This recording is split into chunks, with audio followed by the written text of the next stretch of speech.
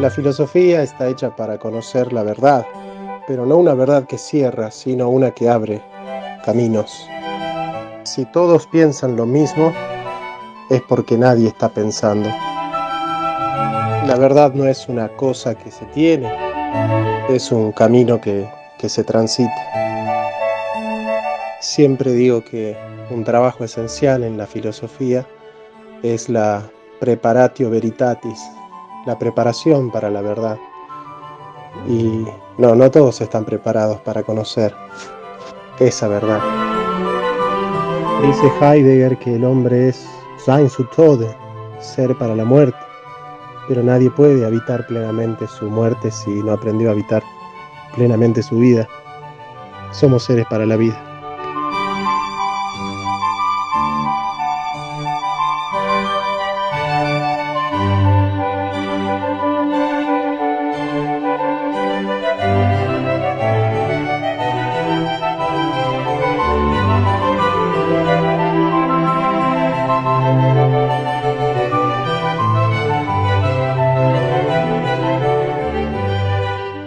La Cruz. ¿Cómo estás, querido? ¿Cómo andás, campeón? ¿Todo bien? Aquí, tomando unos mates. Bueno, Qué estaba sin el grande. mate, ahora me lo trajeron y bueno, ahora sí estoy inspirado. Los Bueno, uruguayos mira, son materos también. no, es que el uruguayo sin mate no camina. Acá se toma mate con 400 grados de calor. Olvídate. Andamos con el termo debajo del brazo, para arriba y para abajo. Bueno, Jonathan, mira, eh, estaba escuchando tu video y siempre desde el respeto, vos sabés que yo te respeto tu criterio, respeto incluso tus, Mi falta de criterio también. exacto. A ver, todos tenemos derecho a pensar y bueno, y tener nuestras posturas y ver Y a las meter la ideas pata. y a meter la pata porque yo puedo estar metiendo la pata aquí, señores, y todos podemos meter la pata. Mientras haya para mí, mientras haya un buen propósito, meter la pata puede ser bueno si esas metidas de pata nos van construyendo, ¿no? Nos impulsa a levantarnos y a seguir. Bueno, mira, en primera instancia quisiera hablarte sobre lo que tú presentas ahí, que me parece un argumento bastante bueno, lo he escuchado, incluso yo lo citaba, el tema de, a ver, si María tuvo que nacer sin pecado, porque Jesucristo tenía que nacer sin pecado, entonces la abuela de Jesús tuvo que haber nacido necesariamente sin pecado. Y la tatarabuela, y así sucesivamente hasta el infinito. Claro, si Dios pudo hacerlo con María, ¿por qué no hacerlo directamente con Jesús? Exacto. Entonces, ese era una de mis cuestiones, hasta Sí. que estudiando el tema de la Inmaculada Concepción, me di cuenta que la Claro. Inmaculada Concepción no trata de justificar ese punto. Claro, vos dijiste, no es que sea necesario, sino que es conveniente. Exacto. Siguiendo la postura de Duns Scoto, ¿no? ¿Y No qué es es lo que algo. dice Scoto? Porque yo conozco más o menos el razonamiento, pero me gustaría escucharlo de tu boca. Bueno, Scoto básicamente lo que él plantea sería así lo siguiente. Dios podía y Dios lo quiso, porque era conveniente. Que la primera mujer redimida fuera María, ¿no? De alguna manera, justamente para darle a los cristianos la esperanza de la redención. Y como Dios puede y conviene, lo hizo. Y lo hizo con justamente María, la madre de Jesús, Sí, librándola del pecado, salvándola del pecado aún antes de nacer. Entonces, antes de ser básicamente, concebido. antes de ser concebida. Perfectamente, mira, yo he escuchado varias posturas católicas sobre cómo entender este pasaje de Lucas 1:47, ¿no? Algunos católicos van a decir, bueno, María perfectamente puede llamar a Dios Salvador porque ella no necesariamente tiene que ser una experta en teología, ¿no? Ella ni siquiera tendría por qué manejar el tema de la Inmaculada Concepción. Es más, ella podría, dentro de su visión y entendimiento, simplemente notar que no tiene la misma atracción que el resto, o que de repente tiene un cierto apego distinto a los demás. Entonces ella podría concebir que este apego por Dios, por la santidad, es parte de una salvación continua, ¿no?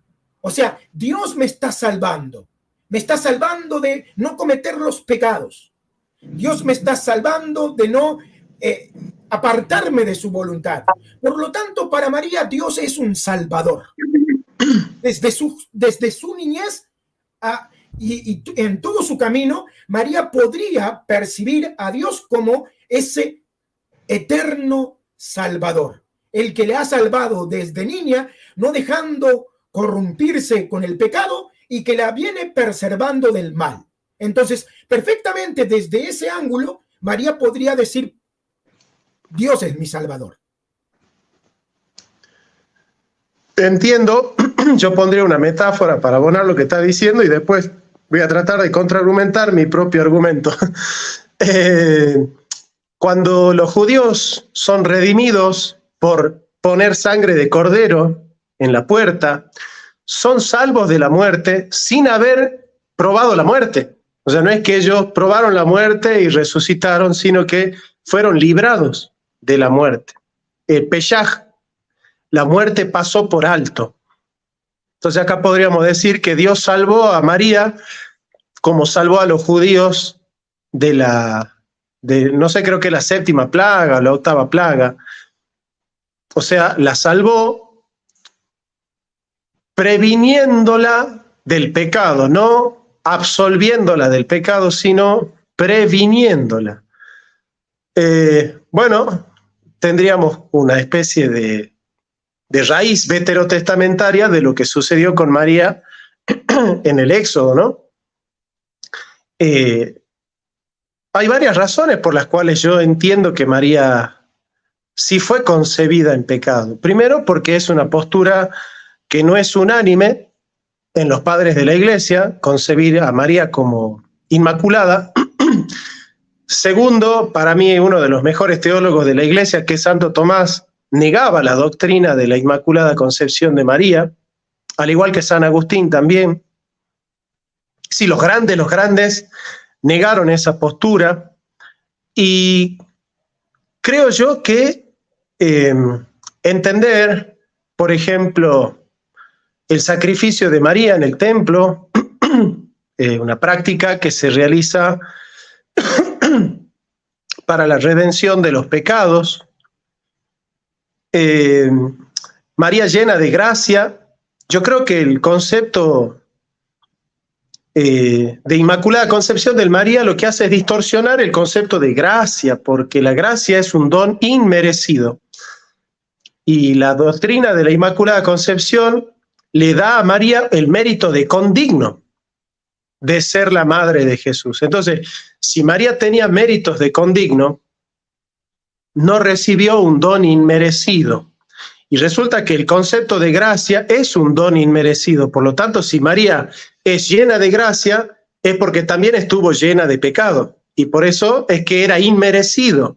María no merecía lo que Dios le ha dado como un don gratuito. Dios ha escogido a María y es entender el carácter de Dios. Dios no nos escoge porque somos buenos, sino que nos hace buenos porque nos escoge. Y nos escoge siendo aún pecadores, ¿no? Por eso en esto se manifiesta el amor de Dios, en que siendo aún pecadores, Cristo nos redime. El siendo aún pecadores es universal. Y como es universal la salvación, también es universal el pecado. Y justamente María es la nueva Eva porque invierte la fórmula. Y así como Eva nació sin pecado y escogió el pecado diciéndole que no a Dios, de la misma manera María, que nace en pecado, escoge la gracia diciéndole que sí a Dios. ¿Se da cuenta? Entonces, Eva, que nace buena, escoge el mal. María, que nace mala, escoge el bien, digamos. Y escoge el bien justamente porque está movida por el don inmerecido de Dios, que es la gracia, ¿no? Como don inmerecido. Entonces, de esta manera salvamos la gratuidad de la gracia, salvamos la universalidad del pecado, salvamos la universalidad de la salvación, salvamos el concepto de gracia bíblico, salvamos la condena universal, salvamos la pertenencia de María a la raza humana, porque María no podía ser humana como género humano si no nacía bajo la condición de todo ser humano, condición en la que Jesús está libre, porque Jesús es una especie de sui generis, porque no es solamente hombre, es plenamente hombre, pero no es solamente hombre. Por la unión hipostática y la comunicación de idiomas, Jesús también es divino. Entonces es sui generis Jesús, ¿no es cierto? María no es sui generis. Te puedo decir una... Mira, cuando nosotros seamos totalmente librados del pecado, ¿no? Totalmente. ¿Nosotros vamos a mantener nuestra esencia humana o no?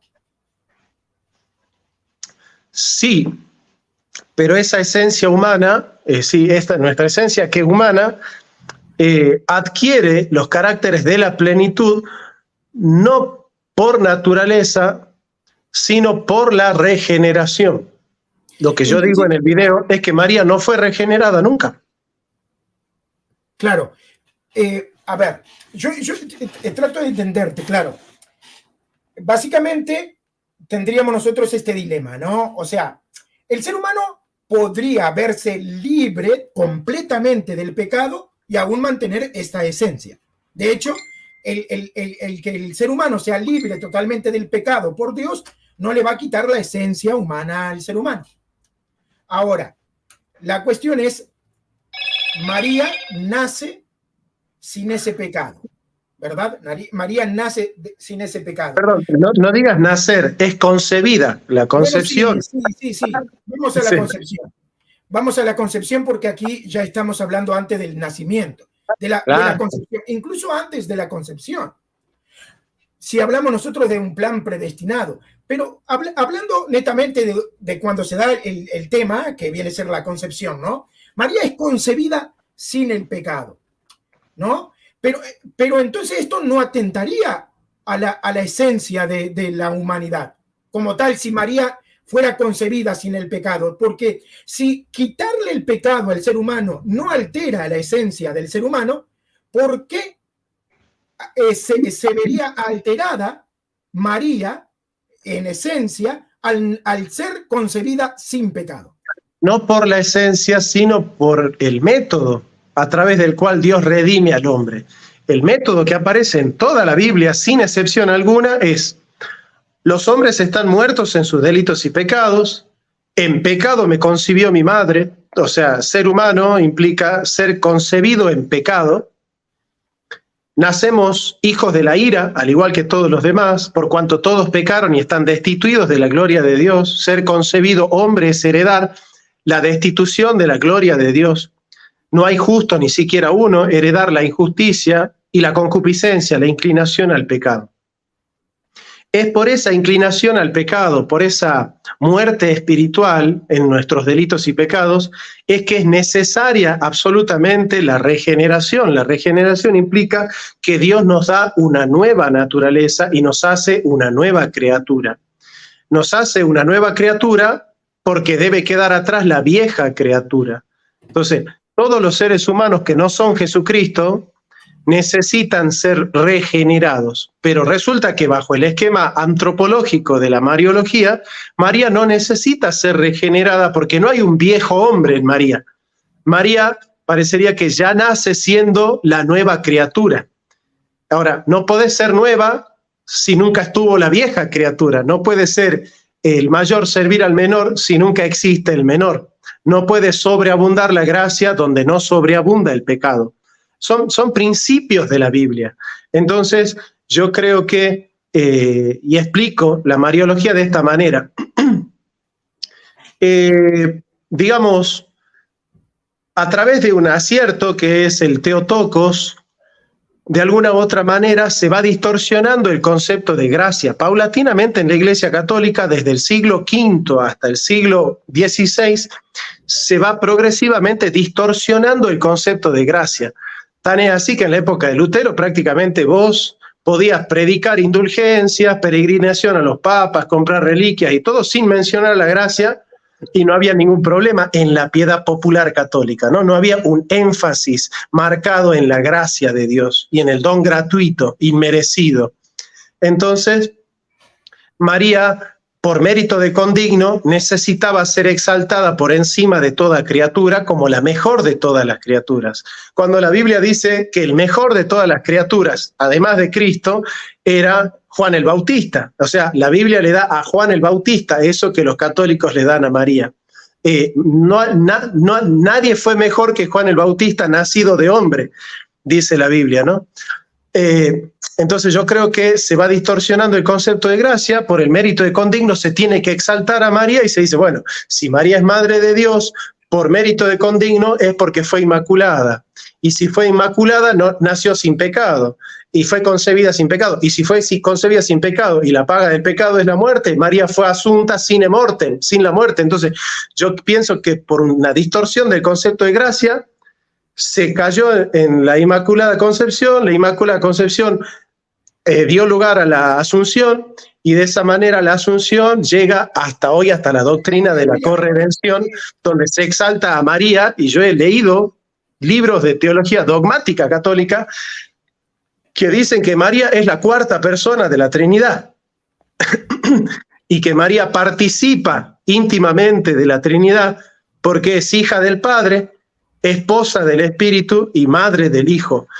Y a mí me parece que ya exaltar a María hasta llegar a decir que es corredentora o la cuarta persona de la Trinidad, qué sé yo, quizás yo como protestante y con mis prejuicios de protestante, sí, me parece medio demasiado. Yo te entiendo, a ver, te entiendo perfectamente. Ahora, el tema es que es bastante, o sea, mira, yo no voy a tratar de convencerte ni esto es un debate, ¿no? Sí, no. Creo que el tema es bastante complejo a la luz de la historia mismo del debate, porque la Inmaculada Concepción responde a una problemática histórica que se remonta a los primeros siglos.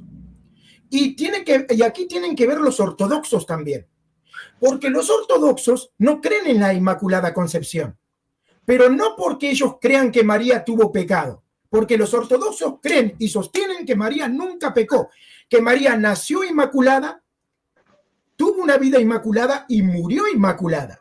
Pero claro, porque los ortodoxos no creen en el pecado original. Entonces, como los ortodoxos no creen en el pecado original, en esa mancha, así como lo entiende el católico, ellos no tienen la necesidad de desarrollar una doctrina como la Inmaculada Concepción. Entonces, ellos sí creen que María vivió sin pecado y murió sin pecado. Ahora, o sea, ellos creen que toda Concepción es inmaculada, entonces. De alguna manera sí, de alguna manera sí. Entonces, ¿qué sucede? El problema va a ser para la parte, ¿verdad?, occidental. Porque la parte occidental, al creer justamente en el pecado original, se va a encontrar con este dilema. Ok, nosotros tenemos el pecado original que básicamente nos dice que todos nacen manchados con el pecado. Y de alguna manera todos tienen esa culpa. ¿Y María? ¿Y ahora qué hacemos con María? ¿Cómo vemos nosotros a María? Los ortodoxos dicen, bueno, ese no es problema nuestro. Y nosotros no tenemos ese problema.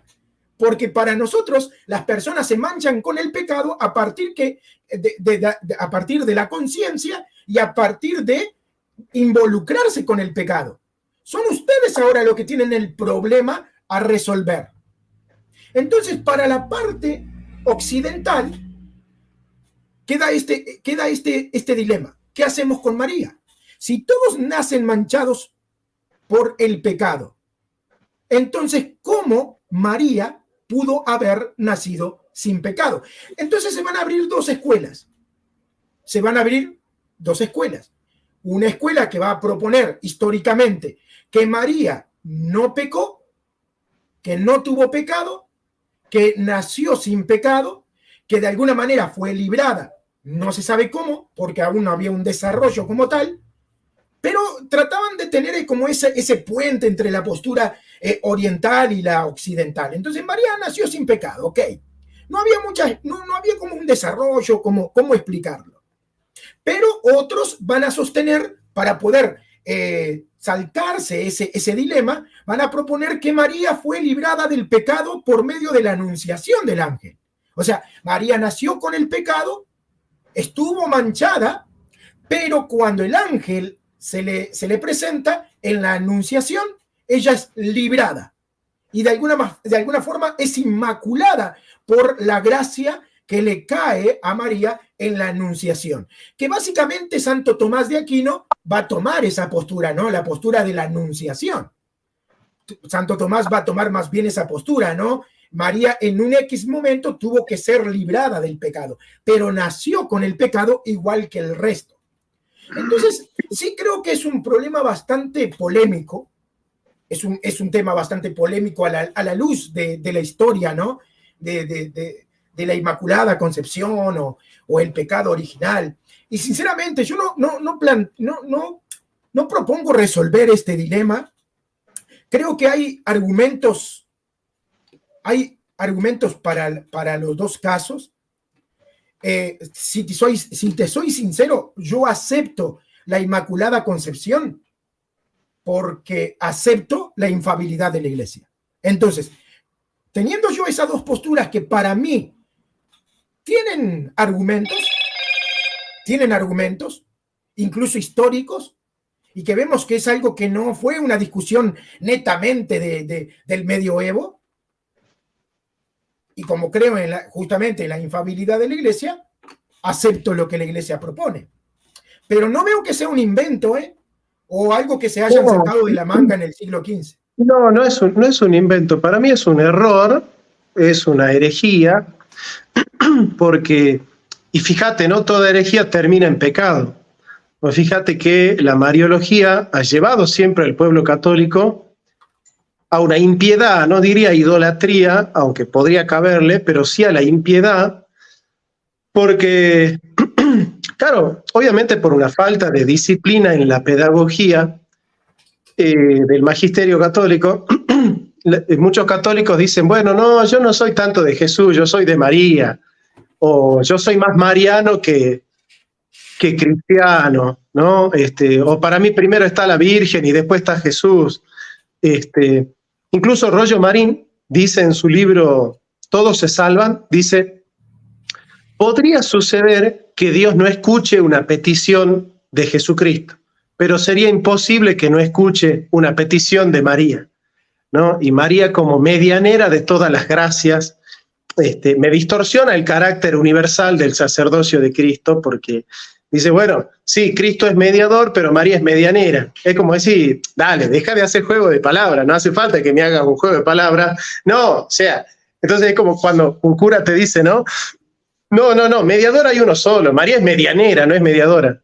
Bueno, ¿qué es eso además de un juego de palabras, digamos, no? En ese aspecto te entiendo.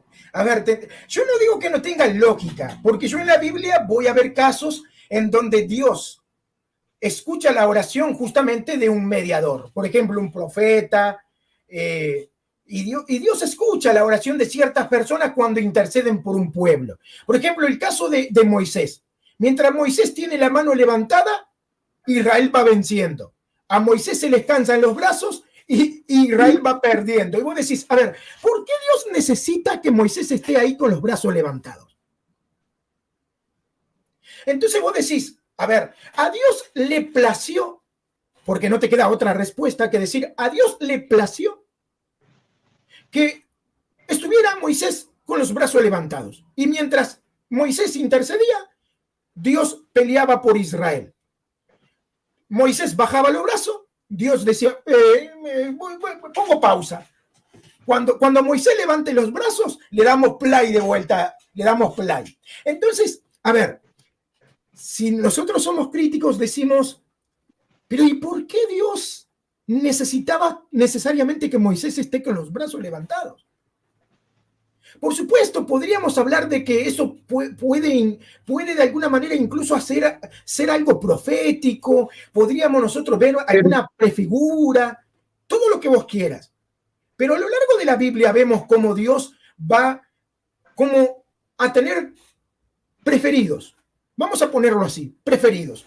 Parece que si ora fulano, Dios actúa, pero si lo hace sultano, no.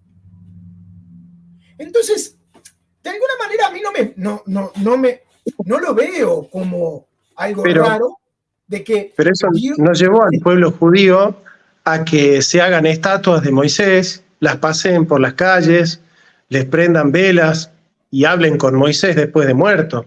Me parece que es, digamos, si yo le pregunto a un judío si la intercesión de Moisés o de Abraham legitima el culto a Moisés, yo pienso que un judío me diría, ¿qué significa eso de culto a Moisés? ¿No? Es ese concepto de culto a María.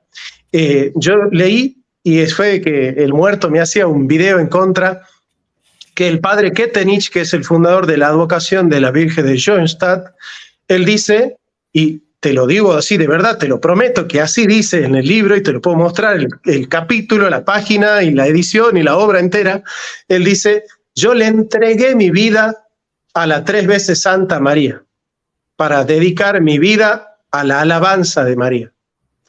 Y el muerto me decía, sí, la adoración es para Dios, pero la alabanza es para María. Y salva lo que para nosotros es la discontinuidad metafísica. El creador es el totalmente otro, es 3 veces santo, y entre el creador y las criaturas hay un abismo insuperable de santidad.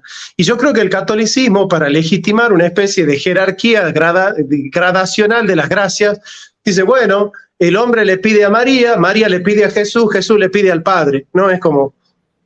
Y sí, se ha creado... Entiendo. A ver, en ese aspecto yo te entiendo. Incluso yo podría decir que, a ver, tal vez... A ver, voy a tratar de ser abogado aquí y, bueno, tratar de justificar. A ver, supongamos que la Iglesia Católica ha llegado a una verdad, pero muchos tratando de explicar esa verdad cometen errores. Y puede existir la probabilidad de que muchos sacerdotes hagan libros sobre María, ¿no? Y de alguna manera, no sé, como vos decís, terminen dándole un sentido que no es el estrictamente necesario para justificar un dogma. O sea, ¿hasta dónde es necesario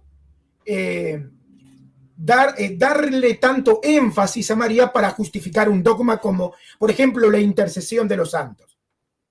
Porque, a ver, yo podría, y yo creo, de hecho, yo creo en la intercesión de los santos. De hecho, yo muchas veces me he parado delante de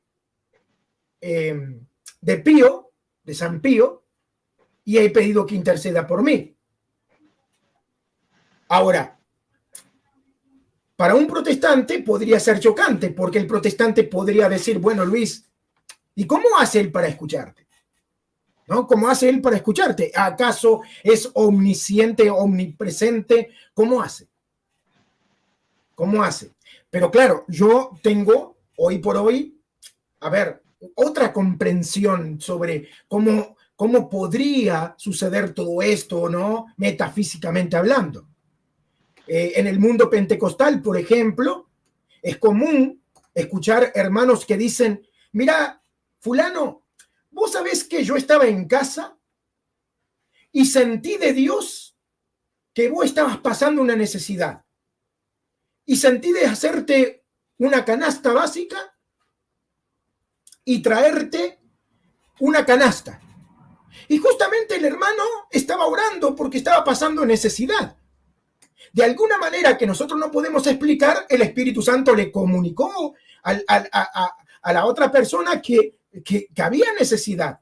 Y este fue capaz de poder ceder a esa comunicación y socorrer al hermano en necesidad. Entonces yo hago esa pregunta, ¿por qué esto no se puede dar también entre la iglesia, ¿verdad? La iglesia triunfante y la iglesia, la iglesia que está aquí, la visible, la caminante, ¿no? La iglesia peregrina, ¿no? No tengo problema con la intercesión de los santos. Lo que tengo problema es con el culto a María. Para mí el culto a María es una herejía, es pecado. Orarle a María es pecado. En la Biblia nadie le ora, nadie más que a Dios. No hay un solo ejemplo de alguien que haga una oración a alguien que no sea a Dios. Cantarle canciones a María de alabanza, exaltar a María, como si María fuese digna de recibir una alabanza, distorsiona el carácter de Dios, distorsiona la esencia de la gracia, distorsiona la universalidad del pecado y la necesidad absoluta de la regeneración en la salvación. Y yo creo que la mariología distorsiona el carácter de Dios, el carácter del hombre, el carácter del pecado, el carácter de la gracia, el carácter de la salvación. Si yo me tomo en serio la mariología, yo tengo que negar la misma soteriología católica, porque me está distorsionando todo y está llevando a la práctica católica, que por otro lado no veo a los sacerdotes muy interesados en corregir la impiedad de los excesos de la mariología. De hecho, acá en Salta hacen negocio con eso. Y acá en Salta, por ejemplo, y es una falacia lo que estoy por hacer, ¿no? Pero se emborrachan en la festividad de la Virgen de Urcupiña, se emborrachan. De hecho, hay un padrino que es el encargado de comprar el alcohol para toda la gente. Y yo pienso que ese pecado que se comete por la mariología es justamente señal de que no es una sana doctrina. La sana doctrina nunca puede terminar en pecado, y los católicos no pecarían de esa manera si no fuese porque hay una iglesia que les está enseñando mal sobre el carácter y la esencia de María. Y me parece que rescatar la discontinuidad metafísica en la dignidad ontológica de Jesús y María es que Jesús es el totalmente otro, que Jesús es 3 veces santo y María es pecadora. Y por eso María es criatura. Por eso hay que rendirles culto al Creador y no a la criatura. Por eso hay que orar con el Creador y no con la criatura. Por eso el Creador es 3 veces santo y no la criatura. Por eso el Jesucristo es el único mediador entre Dios y los hombres. Es el sumo sacerdote que intercede por todos nosotros con intercesión perfecta.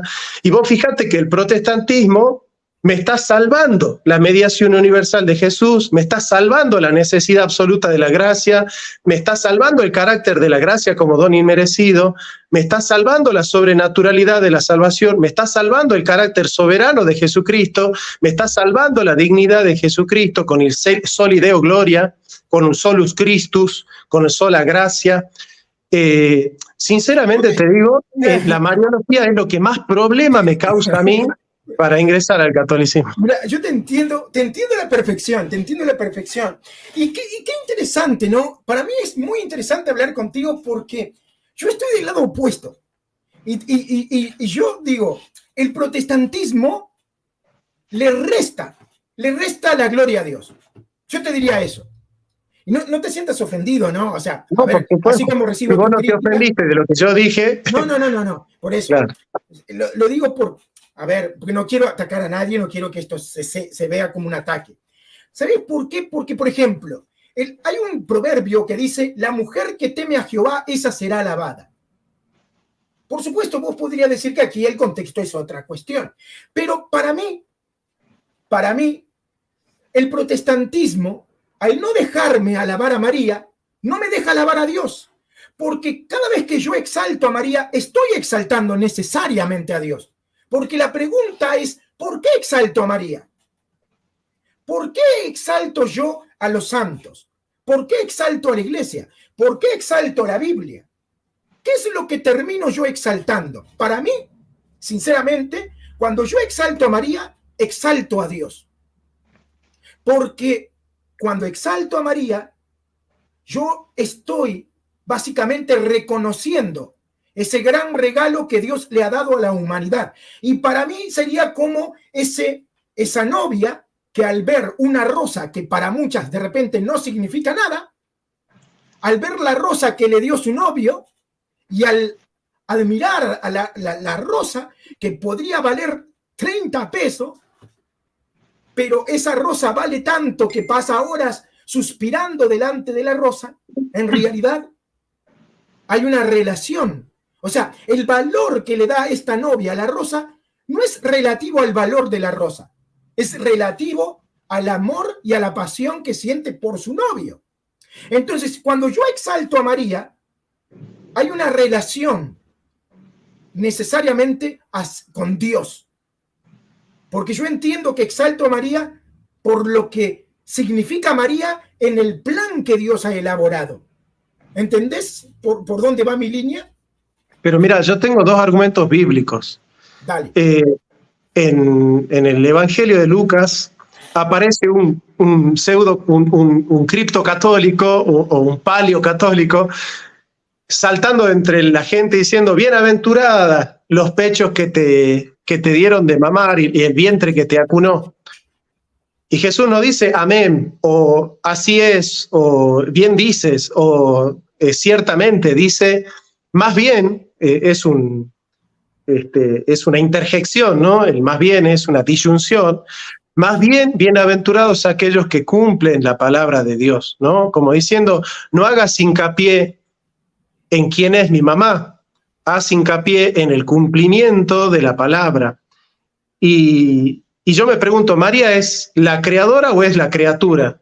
Y yo digo, no, María es criatura. Y entonces, ¿qué dice San Pablo que hay que hacer con las criaturas? Entonces, Romanos 1:24 nos dice, por lo cual también Dios los entregó a la inmundicia en la concupiscencia de sus corazones, de modo que deshonraron entre sí sus propios cuerpos, ya que cambiaron la verdad de Dios por la mentira, honrando y dando culto a las criaturas antes que al Creador, el cual es bendito por todos los siglos. Amén.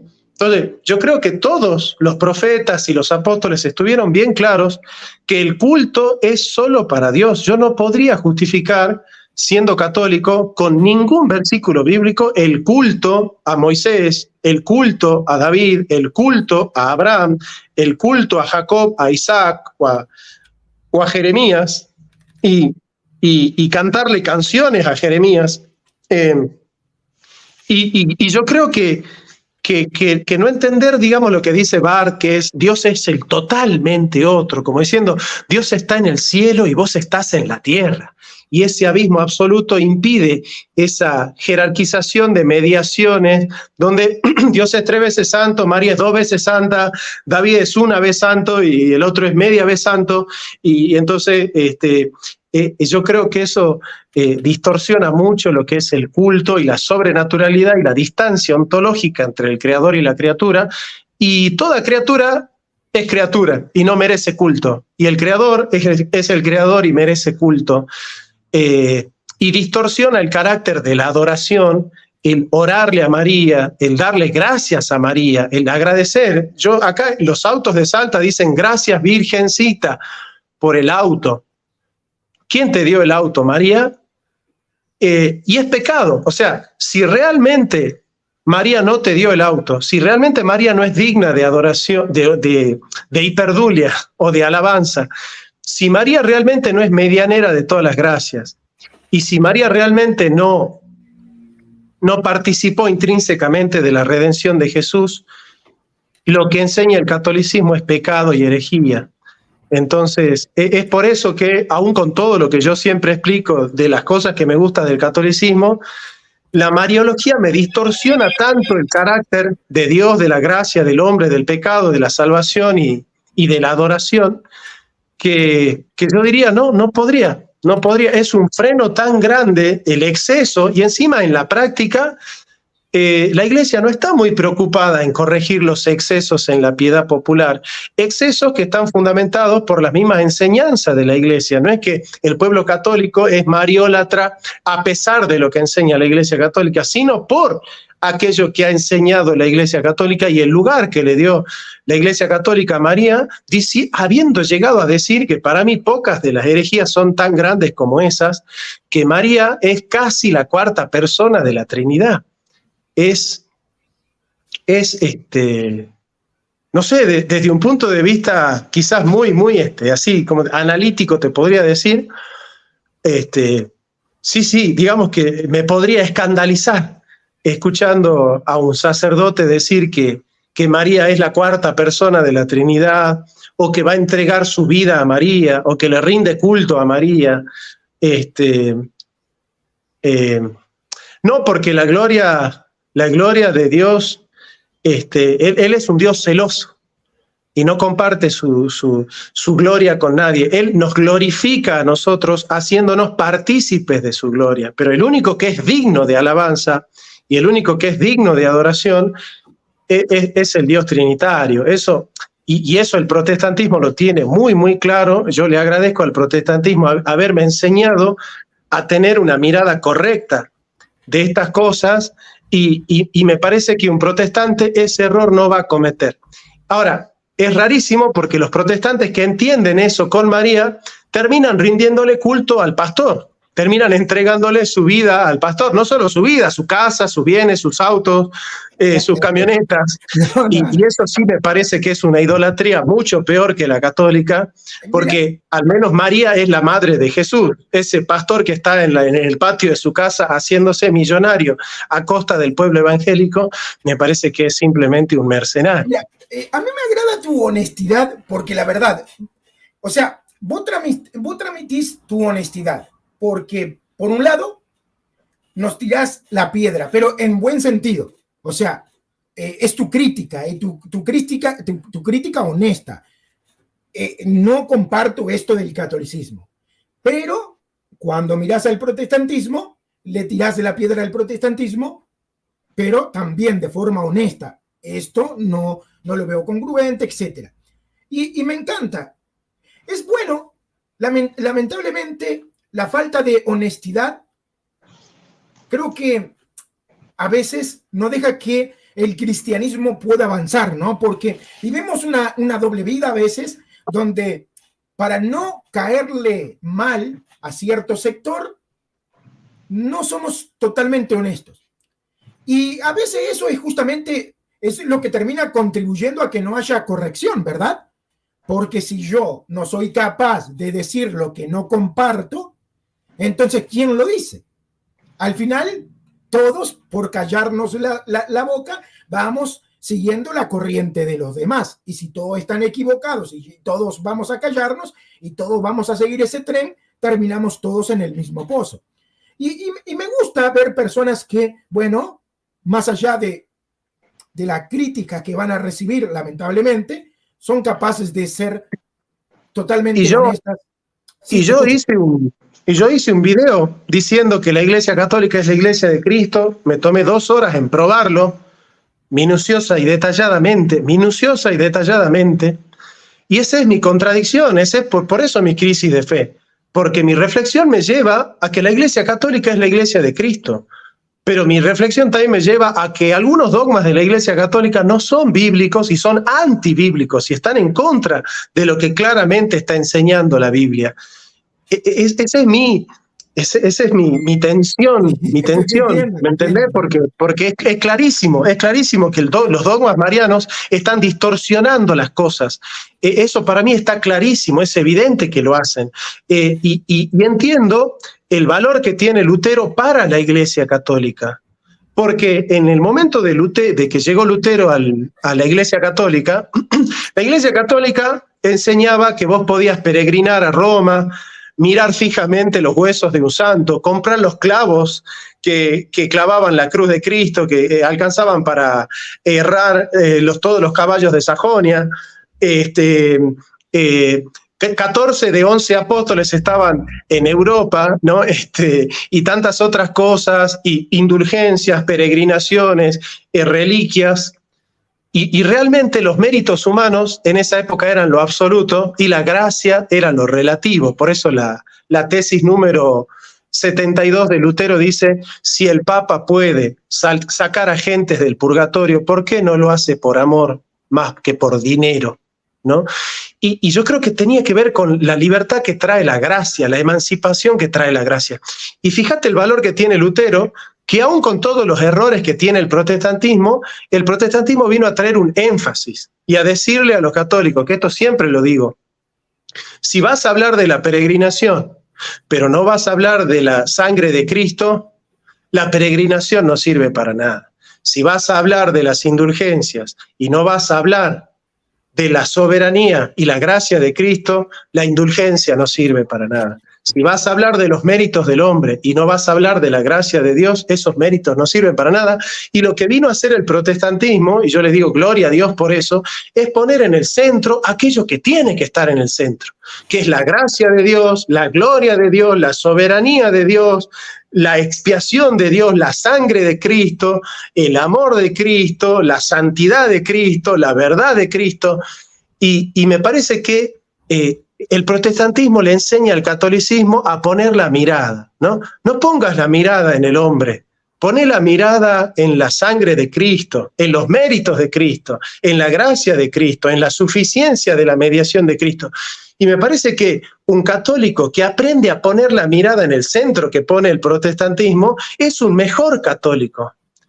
Yo creo que un mejor católico es un católico que dice, pará, si vos vas a hablar de la Iglesia Católica, pero no vas a hablar de Cristo y del querigma de Cristo, hablar de la Iglesia Católica no sirve para nada. Entonces, el protestantismo, más que enseñarle doctrinas a los católicos, porque hay más errores en el protestantismo que en el catolicismo, lo que hace el protestantismo es decir, miren católicos, acá hay que poner el centro en la mirada, y después puede venir todo lo demás. Si vos pones en el centro a la fe, después podés hablar de las obras. Si vas a poner en el centro la gracia, después podés hablar de los méritos. Si pones en el centro la Biblia, después podés hablar de la tradición.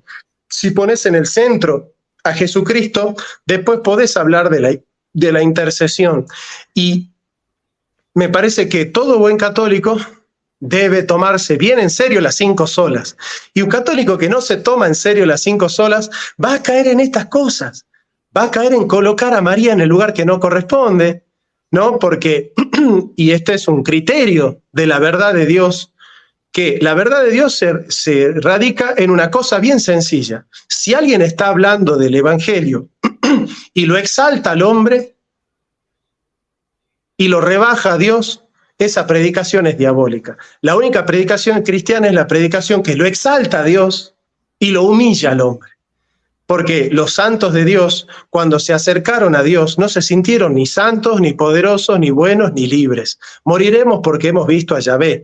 El sol se avergüenza de la luz de Cristo. Y la maravilla de Cristo cuando muestra su divinidad a Pedro, dice, apártate de mí, Señor, porque yo soy pecador, no soy digno de estar cerca tuyo. Se sintieron avergonzados. Y conocer a Dios en su santidad es conocer al hombre en su pecado. Y toda buena predicación cristiana exalta a Dios hasta lo más alto y humilla al hombre. Lo humilla en su pecado y lo pone al hombre porque hasta la justicia más grande del hombre es como un trapo de inmundicia al lado de la santidad de Dios. Entonces, mi criterio cristiano, y esa la tengo clarísima, es exaltar a Dios y humillar al hombre. Y me parece que hay doctrinas católicas que en vez de exaltar a Dios y de humillar al hombre, lo que hacen es exaltar al hombre y distorsionar la gloria de Dios.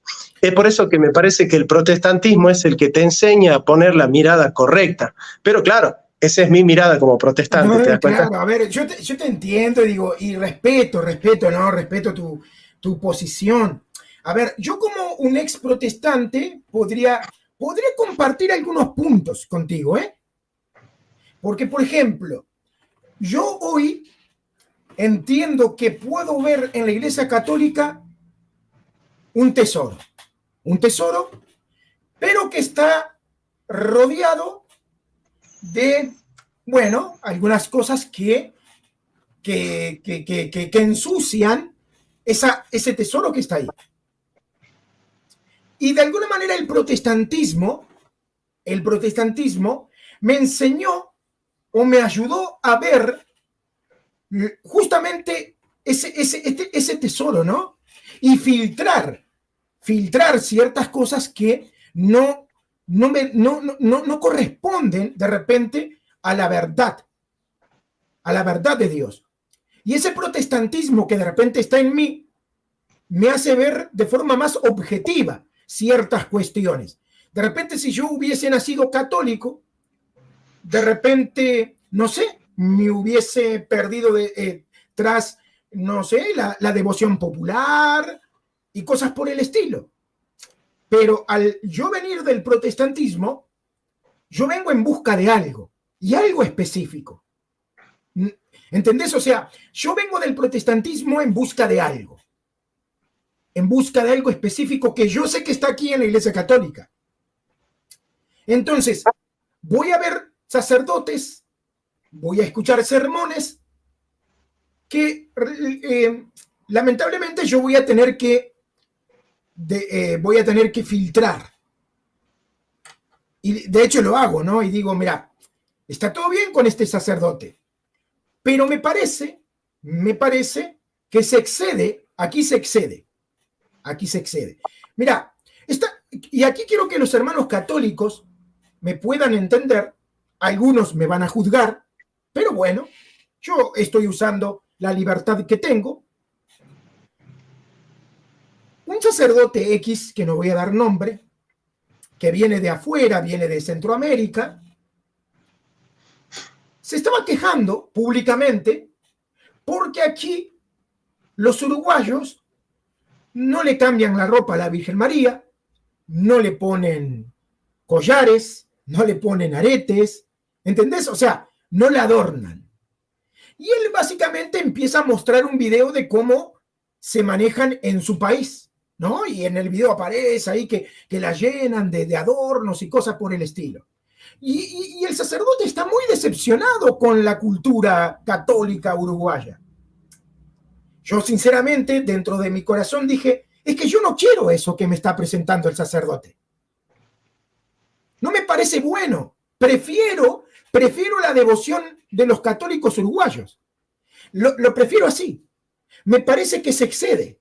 ¿Ves? Entonces, tal vez ese lado protestante, ¿no? Ese camino protestante, me haya a mí de alguna manera enseñado a ver lo valioso, lo realmente valioso del catolicismo y filtrar aquellas cosas que tendrían que de alguna manera ir filtrándose, limpiándose, ¿no? Y bueno, yo qué sé, yo te puedo entender, ¿eh? Te puedo entender, entiendo que muchas veces el catolicismo no sea el mejor ejemplo en muchas ciudades. Hay un hermano que se volvió católico, era protestante, primero fue agnóstico, pasó por el protestantismo y aceptó el catolicismo. Pero él es de una ciudad de México, lamentablemente de una ciudad bastante complicada, donde hay una guerra entre católicos y protestantes, que literalmente los católicos, si vos sos protestante, te prenden fuego la casa y te expulsan, ¿eh? Y quizás los hermanos mexicanos saben a lo que yo me refiero. Así es. Y eso es una realidad. O sea, como católicos no podemos nosotros ignorar esa realidad. Entonces, el hermano, yo me acuerdo que se comunicaba conmigo, a veces hasta lloraba, y me decía, Luis, es que yo reconozco que la doctrina católica es la verdad. Pero no puedo, yo no sé cómo resolver este dilema, porque en la práctica el catolicismo de mi ciudad está 100 años luz de lo que yo encuentro en el catecismo, en lo que yo encuentro en los libros de dogmática, está 100 años luz. Y tenía un problema, o sea, existencial el hermano, ¿no? Hasta que el hermano, bueno, dijo, mira Luis, terminé aceptando a la Iglesia Católica y dándole un propósito a mi vida. El propósito es tratar de contribuir justamente a conducir a este pueblo que está en bastante oscuridad, aún siendo católico, a caminar a la luz que está en el catecismo, que está allí de alguna manera en la Iglesia Católica. Y yo voy, como él es profesor, dice, voy a ayudar, voy a contribuir, voy a tratar de al menos hacer lo que pueda. Quizás sea insignificante, pero voy a tratar de conducir a muchos católicos a la plenitud de lo que está en la Iglesia Católica. No sé vos cómo lo ves desde este ángulo, ¿no? Yo también lo veo así como vos. Yo creo que no podría hacerme católico por los dogmas marianos, básicamente porque son dogmas. O sea, si yo te llevo al final, ya te dejo así y seguís con tu programa, ¿no? Pero si yo lo llevo al final, al argumento de hoy, yo digo, si la Iglesia Católica es infalible en cuanto a los dogmas, pero hay un solo dogma que es antibíblico, se me cae toda la Iglesia Católica, porque si hay un solo dogma que es falible y si hay un solo dogma que es incorrecto y herejía, bueno, se me cae la infalibilidad de la Iglesia en cuanto a su dogmática. Entonces, por eso soy prudente. Hay miles de cosas que me convencen del catolicismo, pero hay otras que no me convencen y quiero ser prudente, ¿viste? No voy a hacer el video, me hago católico porque... Sí, yo te entiendo. Ahora, Entonces, acá viene la pregunta. Si mañana vos, a pesar de todos los errores que vos veas en el catolicismo, en la práctica, ¿no? Estoy hablando de los errores prácticos, ¿no? Si a pesar de todos los errores y horrores, ¿no? A pesar de los errores y horrores del catolicismo, llegaras a reconocer que los dogmas marianos y que los dogmas que sostiene la Iglesia Católica, incluso, por supuesto, la infalibilidad del magisterio y del Papa, son verdades de fe, verdades objetivas, absolutas. ¿Vos te harías católico a pesar de los horrores y horrores que podríamos ver en la historia del catolicismo? De hecho, el dogma que más me sale a aceptar del catolicismo es la infalibilidad del Papa. Porque no es un dogma de contenido, es un dogma de proceso. Y con esto termino. El Papa católico es infalible porque, puesto en la silla de Pedro, en la cátedra de Pedro, anuncia la fe católica. ¿Me entendés? Entonces, hay toda una comisión. Si el Papa quiere promulgar un dogma o fijar un dogma o fijar una verdad católica, hay toda una comisión que va a revisar aquello que está por hacer el Papa para evaluar si es consistente. O sea, para mí el dogma de la infalibilidad del Papa tiene que ver con la coherencia interna de los dogmas católicos y no con la capacidad sobrenatural que tiene el Papa para descubrir una verdad que nadie sabe. No, esa no es la interpretación que yo hago de ese dogma. Entonces, claramente, si la supremacía del Papa es clara en la Biblia como la supremacía de Pedro y el Papa es el encargado de formular el dogma, no porque el Papa, aislado de los obispos y de la tradición y del resto del magisterio y del cuerpo colegiado de obispos, pueda cortársela solo, como se dice, y decir lo que él quiera, sino porque en comunión con los obispos, con la tradición y dentro de la salvaguarda del Comité de la Sagrada Congregación para la Doctrina de la Fe, evidentemente la formulación del Papa va a ser infalible, porque aunque no esté el Papa, si es Luis Lisboa el que anuncia esa verdad, también es infalible porque es verdad católica. Entonces, no tendría problemas en aceptar el dogma de la infalibilidad del Papa. Yo tengo muchos problemas con los dogmas marianos. Los voy a estudiar detalladamente, los voy a detallar minuciosamente y no tendría ningún problema en hacerme católico si resuelvo el problema soteriológico y el problema mariológico. El problema eclesiológico está resuelto. Para mí, la eclesiología verdadera es la católica. Sí, yo te entiendo. A veces uno escucha, a veces, por ejemplo, escuché hace unos días atrás hay argumentos en contra de la sucesión apostólica y cosas que a veces son bastante risorias, ¿no? Porque un hermano dice por ahí, ¿no? La sucesión apostólica no es bíblica porque un papa eligió, ¿no? Un papa eligió o se le dio sucesión a un papa que fue terrible en la historia, no sé qué, no sé cuánto, ¿no? Sí, las papas de Aviñón y eso. Sí, exacto, exacto, exacto. Ahora, es interesante que Pedro dedujo, porque es así como aparece en el texto, Pedro dedujo por las escrituras que había que buscar un sucesor para Judas. Ahora, es interesante que Judas fue un traidor y vendió a Claro, Jesús. claro, no, Pero claro. aún así, siendo Judas un traidor y una persona que vendió a Jesús por monedas, Pedro entiende que tiene que buscar un sucesor para Judas. Entonces, de alguna forma, si nosotros le diéramos un valor a eso doctrinal, ¿no? Y viéramos, yo creo que, a ver, de repente ahí podrían existir objeciones de que tal vez no se tendría que ver eso como algo doctrinal o necesario, pero si lo viéramos por ahí, entenderíamos que la sucesión apostólica no implica una impecabilidad en los sucesores, ¿no? Porque Judas no fue impecable. No, no hay nadie. Nadie, Exacto. nadie. Judas no fue impecable, pero aún así Pedro dice, las escrituras nos muestran que Judas iba a traicionar a Jesús, pero también nos enseña que tenemos que elegir a un sucesor. Es básico eso. Eso es basiquísimo. La iglesia de Cristo está edificada bajo el fundamento de los apóstoles.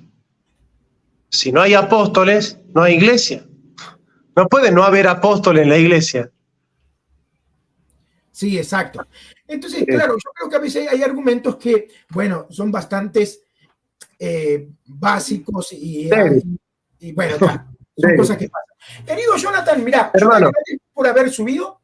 La verdad, no, hay hermanos aquí que me están cuestionando porque dice que no fui más duro, más, no sé, más directo, más... No, pero señores, esto es un conversatorio, no es un debate, y tampoco un debate se tiene que dar estrictamente bajo ese modo, ¿no? De ver sangre, señores. No, pero aparte yo reservo mis dientes de Drácula para otra clase de momentos, ¿no? Cuando el contrincante es un ignorante que se cree sabio y quiere enseñarle fe católica a los católicos. Eso a mí me molesta bastante y ahí sí me molesta mucho, ¿no? Así que Luis, te mando un caluroso saludo. No se molesten con Luis porque el respeto que nos tenemos mutuo con Luis es cordial. Por Así supuesto. que un abrazo. Es que te quieren hacer católico a toda costa. Te mando un abrazo. Chao, amigo.